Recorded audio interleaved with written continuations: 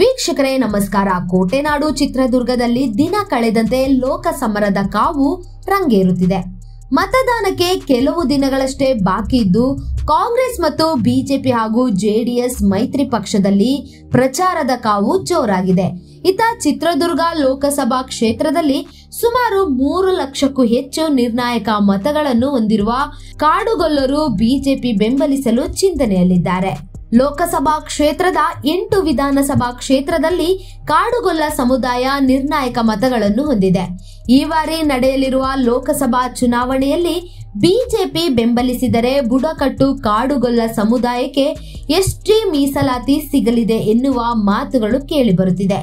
ಈ ನಿಟ್ಟಿನಲ್ಲಿ ಮೈತ್ರಿ ಅಭ್ಯರ್ಥಿ ಗೋವಿಂದ ಕಾರಜೋಳ ಹಾಗೂ ತುಮಕೂರು ಮೈತ್ರಿ ಅಭ್ಯರ್ಥಿ ವಿ ಸೋಮಣ್ಣ ಅವರನ್ನು ಬೆಂಬಲಿಸಿ ಕಾಡುಗೊಲ್ಲರು ಎಸ್ಟಿ ಸದಸ್ಯತ್ವ ಪಡೆಯಲು ತುದಿಗಾಲಲ್ಲಿ ನಿಂತಿದ್ದು, ಚಿತ್ರದುರ್ಗ ಜಿಲ್ಲೆಯಲ್ಲಿ ಕಾಂಗ್ರೆಸ್ ಅಭ್ಯರ್ಥಿ ಬಿಎನ್ ಚಂದ್ರಪ್ಪಗೆ ಶಾಕ್ ನೀಡಲಾಗಿದೆ.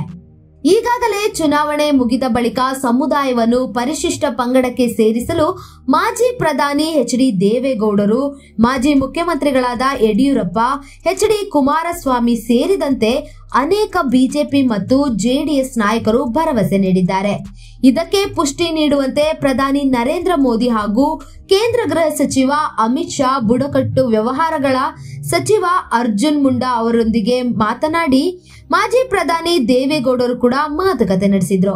ಚುನಾವಣೆ ಪೂರ್ವದಲ್ಲೇ ಮೀಸಲಾತಿ ದೊರೆಯಬೇಕಿತ್ತು, ಆದರೆ ಕಾರಣಾಂತರಗಳಿಂದ ಮೀಸಲಾತಿ ನೀಡಲಾಗಿಲ್ಲ. ಹಾಗಾಗಿ ಚುನಾವಣೆ ಮುಗಿದ 3-4 ತಿಂಗಳಲ್ಲಿ 5-6 ದಶಕಗಳ ಸಮುದಾಯದ ಹೋರಾಟಕ್ಕೆ ನ್ಯಾಯ ಒದಗಿಸಲಾಗುವುದು ಎಂಬ ಮೈತ್ರಿ ಪಕ್ಷದ ನಾಯಕರು ಘಂಟಾಘೋಷವಾಗಿ ಒತ್ತಿ ಹೇಳಿದ್ದಾರೆ. ಇನ್ನು ಕೇಂದ್ರದಲ್ಲಿ ಮತ್ತೊಮ್ಮೆ ಬಿಜೆಪಿ ಅಧಿಕಾರಕ್ಕೆ ಬರುವುದು ಬಹುತೇಕ ಖಚಿತವಾಗಿದೆ. ಒಂದು ವೇಳೆ ಚಿತ್ರದುರ್ಗದಲ್ಲಿ ಕಾಂಗ್ರೆಸ್ ಅಭ್ಯರ್ಥಿ ಬಿಎನ್ ಚಂದ್ರಪ್ಪ ಅವರನ್ನು ಬೆಂಬಲಿಸಿದರೆ ಪ್ರಯೋಜನವಿಲ್ಲ, ಸಮುದಾಯದ ಅಭಿವೃದ್ಧಿಗೆ ಶೂನ್ಯವಾಗಲಿದೆ ಎನ್ನಬಹುದು. ಮತ್ತೊಂದು ಕಡೆ 2014ರಲ್ಲಿ ಸಮುದಾಯ ಕೈ ಅಭ್ಯರ್ಥಿಗಳನ್ನು ಬೆಂಬಲಿಸಿತ್ತು. ಆದರೆ ಚುನಾವಣೆಯಲ್ಲಿ ಗೆಲುವು ಪಡೆದಿದ್ದ ಚಂದ್ರಪ್ಪ ಸಮುದಾಯದ ಅಭಿವೃದ್ಧಿಗೆ ಶ್ರಮಿಸುವುದರಲ್ಲಿ ವಿಫಲವಾಗಿದ್ದಾರೆ. ಇನ್ನು 2018ರ ಚುನಾವಣೆಯಲ್ಲಿ ಸೋತಿದ್ದರು. ಇವರ ಪ್ರತಿಸ್ಪರ್ಧಿಯಾಗಿ ಗೆದ್ದಿದ್ದ ಎ ನಾರಾಯಣಸ್ವಾಮಿ ಅವರು ಮೀಸಲಾತಿ ಕೊಡಿಸುವ ಭರವಸೆ ನೀಡಿದರು. ಆದರೆ ಮೀಸಲಾತಿ ಕೂಡ ಕೊಡಿಸಲಿಲ್ಲ. ಆದರೂ ಕೂಡ ಮೀಸಲಾತಿಗಾಗಿ ಪ್ರಯತ್ನ ನಡೆಸಿ ಕೊನೆ ಹಂತಕ್ಕೆ ತಂದು ನಿಲ್ಲಿಸಿದ್ದಾರೆ.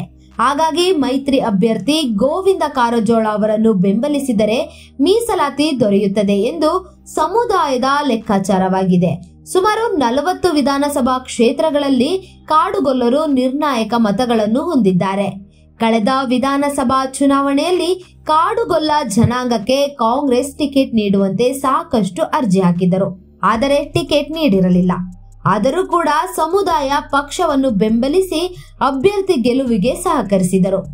ವಿಧಾನಸಭಾ ಚುನಾವಣೆಯಲ್ಲಿ ಟಿಕೆಟ್ ನೀಡದೆ ವಂಚಿಸಿದ್ದ ಪಕ್ಷ ನಿಗಮ ಮಂಡಳಿಗಳಿಗೆ ಸಮುದಾಯವನ್ನು ಪರಿಗಣಿಸುತ್ತಾರೆ ಎಂಬ ನಿರೀಕ್ಷೆಯಲ್ಲಿತ್ತು. ಇಲ್ಲೂ ಕೂಡ ಸಮುದಾಯವನ್ನು ಗುರುತಿಸುವಲ್ಲಿ ಕಾಂಗ್ರೆಸ್ ಪಕ್ಷ ಜನಾಂಗವನ್ನು ಕಡೆಗಣಿಸಿತು.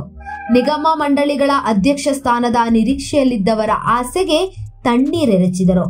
ಜೊತೆಗೆ ಜಿಲ್ಲೆಯಲ್ಲಿ ಸದಸ್ಯರಾಗಿದ್ದ ಬಿಎನ್ ಚಂದ್ರಪ್ಪ ಅವರು ಸಮುದಾಯದ ಪರವಾಗಿ ಧ್ವನಿ ಎತ್ತಿ ನ್ಯಾಯ ಕೊಡಿಸುವಲ್ಲಿ ವಿಫಲರಾದರು. ಜಯಮ್ಮ ಬಾಲರಾಜ್ ರಾಜಕೀಯ ನಿವೃತ್ತಿ ನಂತರ ಕಾಂಗ್ರೆಸ್ ಪಕ್ಷ ಜಿಲ್ಲೆಯಲ್ಲಿ ಅಲ್ಲದೆ ರಾಜ್ಯದ ಯಾವುದೇ ಭಾಗದಲ್ಲೂ ಕಾಡುಗೊಲ್ಲ ಸಮುದಾಯವನ್ನು ಸಂಪೂರ್ಣವಾಗಿ ಕಡೆಗಣಿಸಿದ್ದಾರೆ. ಸಮುದಾಯದ ಮುಖಂಡರು ಎಲ್ಲವನ್ನು ರಾಜಕೀಯ ಬೆಳವಣಿಗೆಗಳನ್ನು ಸೂಕ್ಷ್ಮವಾಗಿ ಗಮನಿಸುತ್ತಿದ್ದು ಚುನಾವಣೆಯಲ್ಲಿ ತಕ್ಕ ಪಾಠ ಕಲಿಸಲು ಸಿದ್ಧತೆಯಲ್ಲಿದ್ದಾರೆ. ಇನ್ನು ಕಾಂಗ್ರೆಸ್ ಪಕ್ಷ ಹಿಂದುಳಿದ ಸಮುದಾಯದ ಪರವಾಗಿದೆ. ಸಾಮಾಜಿಕ ನ್ಯಾಯ ಒದಗಿಸುವುದು ಕಾಂಗ್ರೆಸ್ ಪಕ್ಷದಲ್ಲಿ ಮಾತ್ರ ಎಂದು ವೇದಿಕೆಗಳಲ್ಲಿ ಸುಮ್ಮನೆ ಉದ್ದುದ್ದ ಭಾಷಣ ಬಿಡುವ ಕಾಂಗ್ರೆಸ್ ನಾಯಕರು ಹೇಳಿಕೊಳ್ಳಲು ಒಂದು ನಿಗಮ ಮಂಡಳಿಗೆ ಪರಿಗಣಿಸಲಿಲ್ಲ. ಹಿಂದೊಮ್ಮೆ ಜಯಮ್ಮ ಬಾಲರಾಜ್ ಅವರನ್ನು ಎಂಎಲ್ಸಿ ಸ್ಥಾನಕ್ಕೆ ನೇಮಕ ಮಾಡಿದ್ದನ್ನೇ ಹೇಳಿಕೊಂಡು ಸಮುದಾಯಕ್ಕೆ ಮಂಕುಬೂದಿ ಎರಚುತ್ತಿದ್ದಾರೆ ಎಂದು ಸಮುದಾಯದ ಮುಖಂಡರು ಆರೋಪಿಸಿದ್ದಾರೆ. ಜಿಲ್ಲೆಯ ಹೊಸದುರ್ಗ ತಾಲೂಕಿನ ಪಕ್ಕದ 100 ಕಿಲೋಮೀಟರ್ ದೂರದ ಅಭ್ಯರ್ಥಿ ಬೇಡ, ನಮಗೆ 500 ಕಿಲೋಮೀಟರ್ ದೂರದ ಹಿರಿಯ ಅನುಭವಿ ಮೈತ್ರಿ ಅಭ್ಯರ್ಥಿ ಗೋವಿಂದ ಕಾರಜೋಳ ಅವರಿಗೆ ಮತ ನೀಡಿದರೆ ಸಮುದಾಯದ ಎಸ್ಟಿ ಮೀಸಲಾತಿ ಹಾಗೂ ಅಭಿವೃದ್ಧಿಗೆ ಅನುಕೂಲವಾಗಲಿದೆ ಎನ್ನುತ್ತಿದ್ದಾರೆ ಸಮುದಾಯದ ಹಿರಿಯ ಮುಖಂಡರುಗಳು. ಹಾಗಾಗಿ ಒಂದು ವೇಳೆ ಈ ಚುನಾವಣೆಯಲ್ಲಿ ಕಾಂಗ್ರೆಸ್ ಅಭ್ಯರ್ಥಿ BN ಚಂದ್ರಪ್ಪ ಅವರನ್ನು ಬೆಂಬಲಿಸಿದರೆ ನಮ್ಮ ಸಮುದಾಯಕ್ಕೆ ನ್ಯಾಯ ಸಿಗುವುದು ಅಷ್ಟರಲ್ಲೇ ಇದೆ ಎನ್ನುತ್ತಾರೆ ನಮ್ಮ ಸಮುದಾಯದ ಮುಖಂಡರು. ಈಗಾಗಲೇ ದೇಶದ ಭದ್ರತೆ ಮತ್ತು ಸಮಗ್ರತೆಗಾಗಿ ಮತ್ತೊಮ್ಮೆ ಬಿಜೆಪಿ ಬೆಂಬಲಿಸಲು ಪ್ರಜ್ಞಾವಂತ ಸಮುದಾಯದ ಯುವಕರು ಬಿಜೆಪಿ ಕಡೆ ವಾಲಿದ್ದಾರೆ ಎಂದು ಹೇಳುತ್ತಿದ್ದಾರೆ. ಒಟ್ನಲ್ಲಿ ಮೈತ್ರಿ ಅಭ್ಯರ್ಥಿ ಗೋವಿಂದ ಕಾರಜೋಳ ಅವರನ್ನು ಗೆಲ್ಲಿಸಲು ಬಿಜೆಪಿ ಮತ್ತು ಜೆಡಿಎಸ್ ನಾಯಕರು ಜಿಲ್ಲೆಗೆ ಆಗಮಿಸಲಿದ್ದಾರೆ.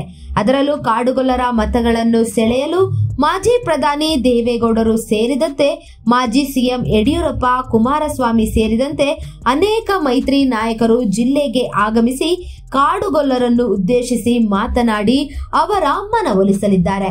ಮತ್ತಷ್ಟು ಅಪ್ಡೇಟ್ಗಾಗಿ BN TV ಯೂಟ್ಯೂಬ್ ಚಾನೆಲ್ನ ಲೈಕ್ ಮಾಡಿ, ಸಬ್ಸ್ಕ್ರೈಬ್ ಮಾಡಿ. Anjali special desk BN TV, ಇದು ನಿಮ್ಮ ಧ್ವನಿ.